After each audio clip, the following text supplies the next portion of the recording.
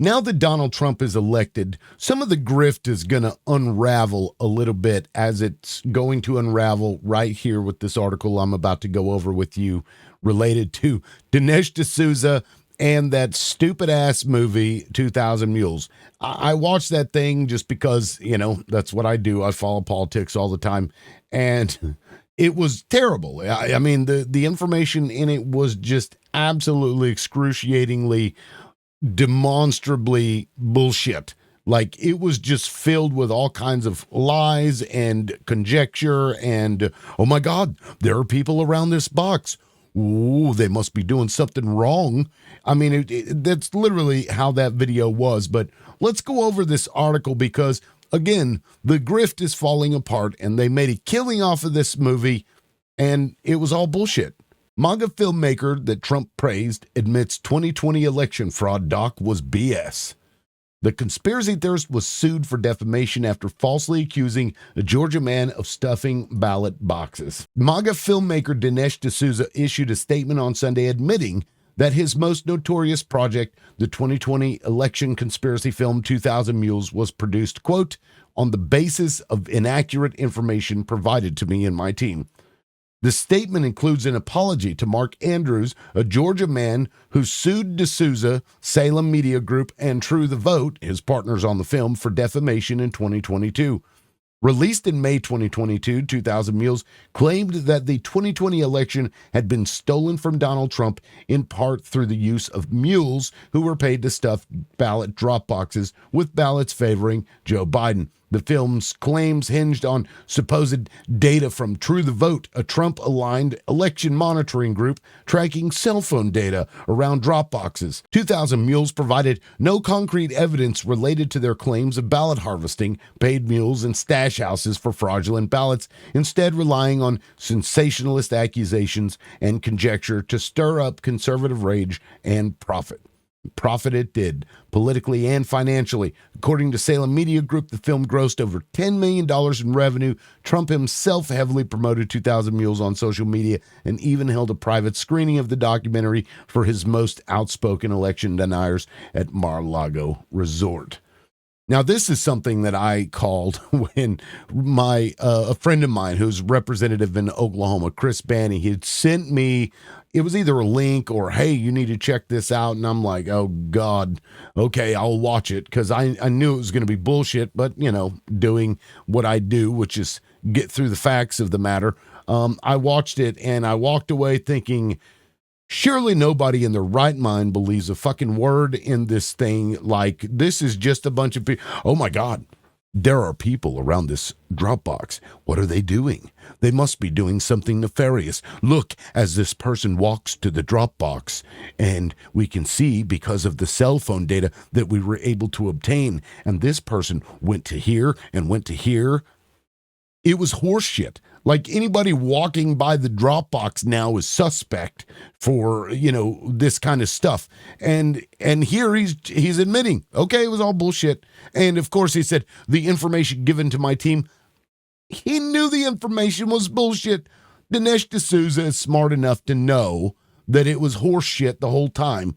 I'm sure Donald Trump knew it was horseshit the whole time as well. It was just a way to artfully put together information that they know that stupid people are going to believe, and that's all it was. And here he is in the court case saying, yeah, okay, it's kind of bullshit. All right. Days before the film's release, the Georgia State Board of Elections rejected several of the film's allegations of illegal ballot harvesting as false, including the accusations against Andrews. In May, the distributors of 2000 Mules reached an undisclosed settlement with Andrews and pulled the film from distribution.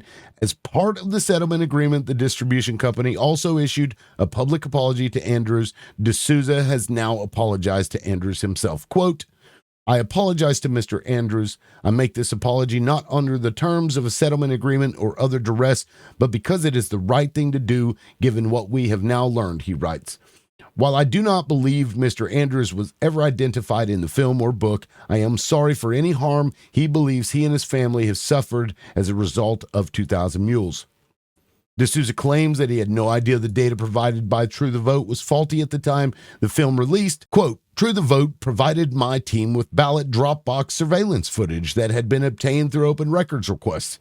We were assured that the surveillance videos had been linked to geolocation cell phone data such that each video depicted an individual who had made at least 10 visits to Dropboxes. We recently learned that surveillance videos used in the film may not have actually been correlated with the geolocation data.